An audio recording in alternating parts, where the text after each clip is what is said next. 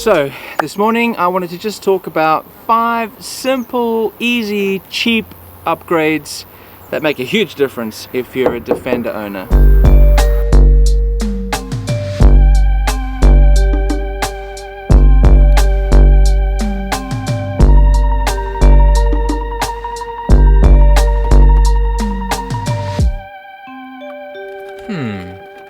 As you can see, this isn't normal, but for a 27-year-old Defender, it kind of is.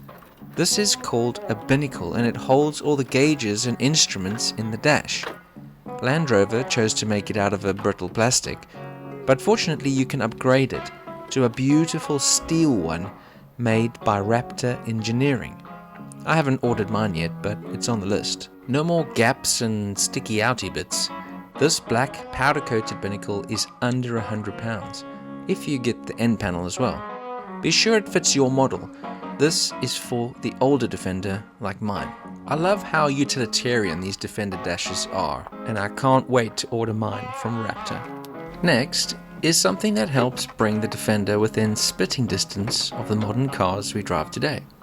Adding sound deadening sheets to the large bare metal panels of the Defender reduces vibration in the vehicle and therefore reduces the drony, tinny sounds made by these loud, hollow cars.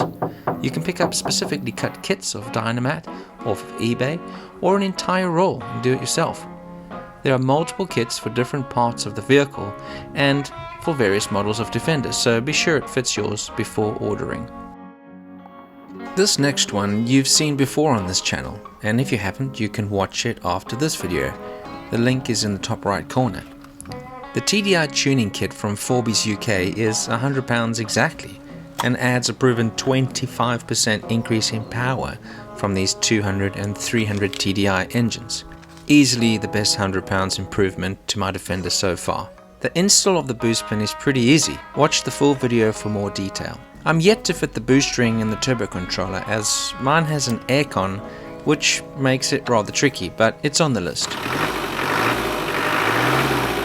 Fourbys were great when I called them up for some advice, and they were very generous with their time to help me order the correct bits for my specific engine. Number 4 is Lanoguard, a waxy suit of armor for the soft and vulnerable underbelly of the Defender. Rust and corrosion are continually clawing at the chassis and other metal components exposed to these salty British roads. Lanoguard is applied under the vehicle with a spray nozzle and forms a barrier to stop brown flaky bits appearing everywhere. I'll make a separate video on that before the winter sets in. The kit is under £100 and comes with all you need to apply it. There's a referral link in the description if you'd like to pick up a box. It's an absolutely vital job to do for these old 4x4s.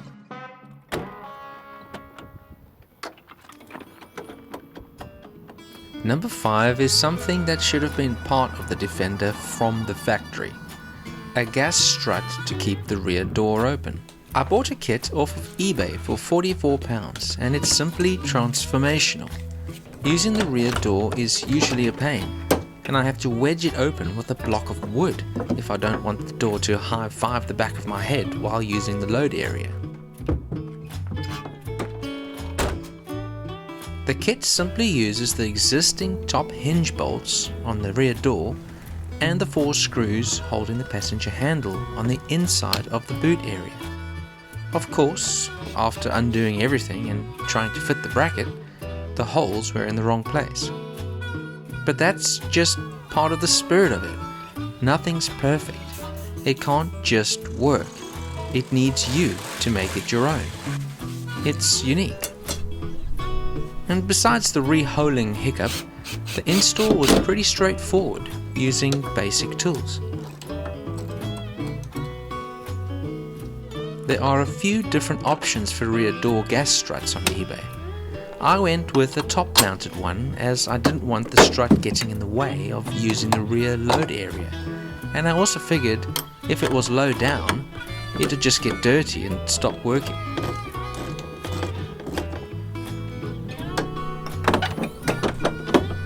So, when you head over to eBay, make sure you order the correct one for your model Defender. either before or after 2002. Mine was before 02.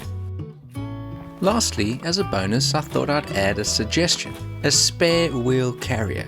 Traditionally, they're mounted to the back door, but that puts too much weight on the door and the hinges in my opinion. In the UK, ORE make a fantastic spare wheel carrier, which mounts to the rear cross member and swings out of the way when you open the back door, taking the extra weight off of the hinges.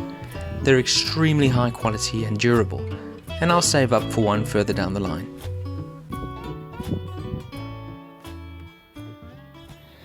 Well, I hope you found that helpful.